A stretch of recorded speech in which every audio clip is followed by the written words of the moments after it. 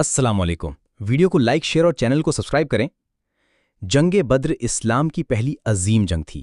یہ 17 رمضان 2 ہجری کو مکہ اور مدینہ کے درمیان مقام بدر پر لڑی گئی۔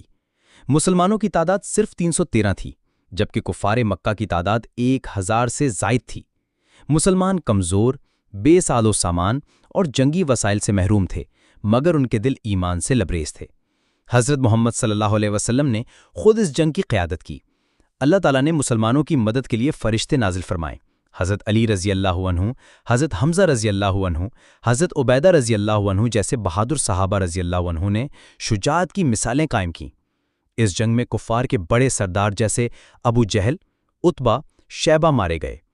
یہ جنگ حق اور باطل کے درمیان ایک فیصلہ کن معرکہ ثابت ہوئی۔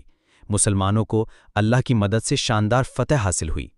اس جنگ کے نتیجے میں اسلام کو تقویت ملی اور مسلمانوں کا حوصلہ بلند ہوا۔ یہی وہ دن تھا جب ایمان والوں کو یقین ہوا کہ اللہ اپنے دین کی مدد خود کرتا ہے۔